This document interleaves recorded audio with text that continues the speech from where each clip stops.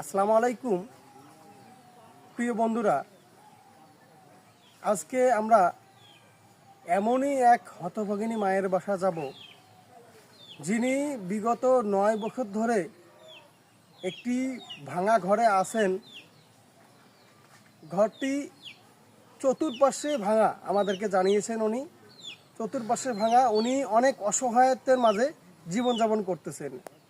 ওনার একটি মাত্র ছেলে, উনি আমারে বলেছেন যে বিড়ির কাজ করে, 100 টাকা দিনে ইনকাম করে, এই দিয়ে ওনারা 4 জন খায়।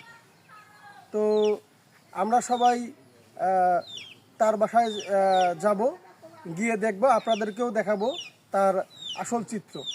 তো আপনারা সবাই আমাদের সঙ্গে থাকেন, ভিডিওটা শেষ পর্যন্ত দেখার অনুরোধ রইল আপনাদেরকে।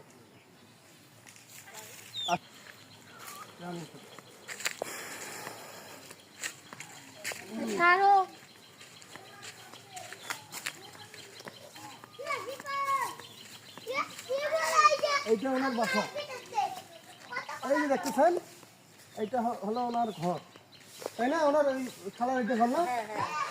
আচ্ছা, বাসার ভিতরে যান, আমি কথা বলবো।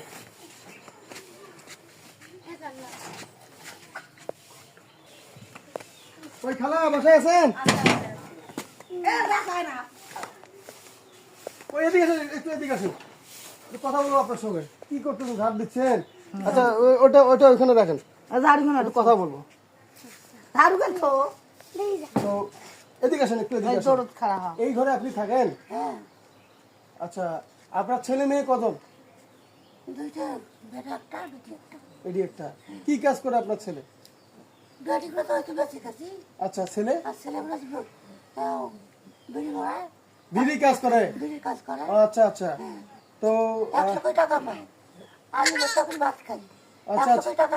আচ্ছা আচ্ছা